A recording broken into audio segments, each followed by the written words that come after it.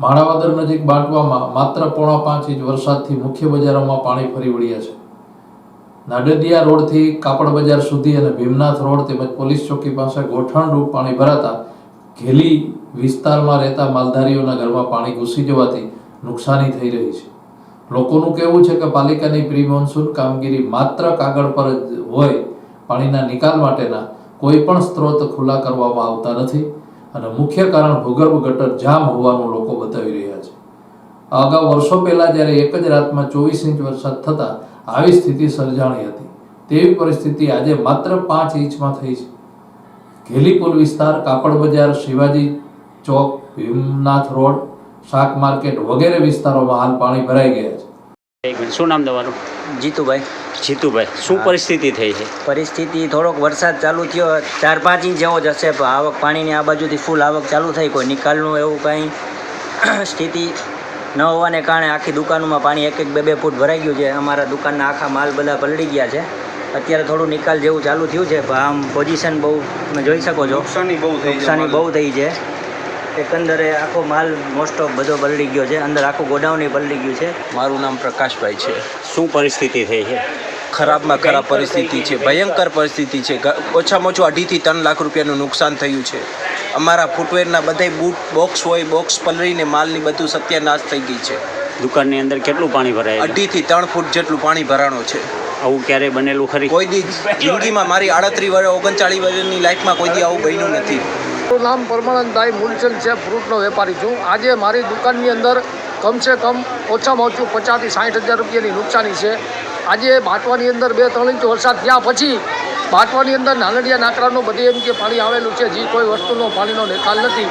એ બજારમાં ગરી ગયા પછી અમારી દુકાનની અંદર ગરી ગયેલ છે, ગોઠણ સુધી પાણી હતું। આખી માર્કેટ, શાક માર્કેટ, કાપડ બજાર, કટલેરી બજાર બધેમાં પાણી આવી ગયેલ છે।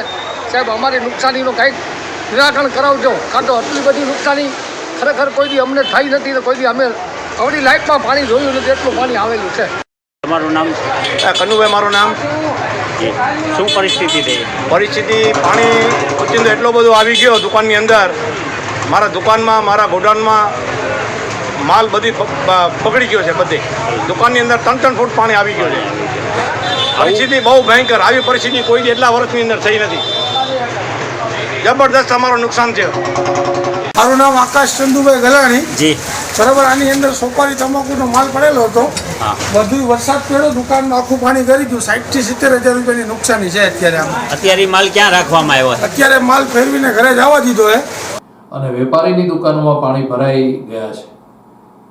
બાંટવામાં વરસાદને કારણે પાણી ઘૂસી જતા વેપારીઓની કફોડી સ્થિતિ સર્જાણી છે અને વેપારીઓ પોતાની આપવીતી જણાવી રહ્યા છે। તંત્રનું કોઈ પણ ચકલું પણ ફરકતું નથી।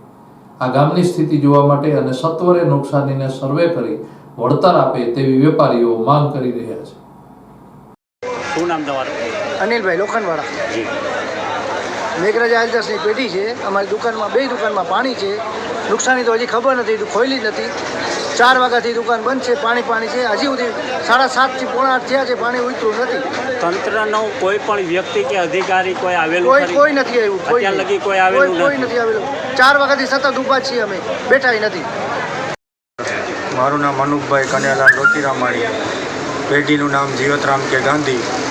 શું પરિસ્થિતિ છે? દુકાનોમાં કેટલું પાણી કર્યું? દુકાનની અંદર 3 થી 4 ફૂટ ઉપર પાણી કરી ગયું છે અને માલની હારની નુકસાની બહુ છે। શું તમારી અપેક્ષા અત્યારે? અપેક્ષા સરકાર પાસે એ છે અમને થોડી ઘણી સહાય આપે એના માટે। શું નામ તમારું? મારું નામ રાજુભાઈ। જી, શું રાજુભાઈ પરિસ્થિતિ છે? પરિસ્થિતિ છે 4 થી 5 ઇંચ વરસાદ પડ્યો છે ને દુકાનમાં 2.5 થી 3 ફૂટ પાણી કરી ગયો છે। નુકસાની અંદાજિત કેટલી? નુકસાની 4 થી 5 લાખ રૂપિયાની નુકસાની છે।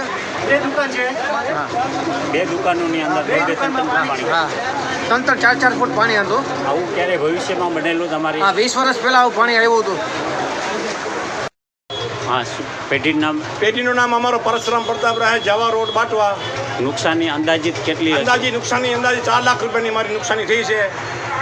બધી કઠોળ બગડી ગયો, ચા બગડી ગઈ, બાજરો બગડી ગયો। આટલો પાણી અંદર ગોડાઉનમાં, દુકાનમાં 4-4 ફૂટ પાણી અંદર કરી ગયો, 3 થી 4 ફૂટ, એટલે કાંઈ વસ્તુ હાથમાં આવી જ નથી। સાગર પ્રોવિઝન, શું નુકસાની છે, શું પરિસ્થિતિ છે? જો પાણીમાં જ છે। આ કરિયાણાની દુકાન છે અને આની અંદર કેટલું 2-2 ફૂટ પાણી અંદર ઘૂસી ગયેલું? હા બાજુમાં તો એનાથી પણ વધારે એનાથી પણ વધારે કેટલીક નુકસાન આની હશે બધો માલ પલળી ગયો ને બધો માલ બગડી ગયો.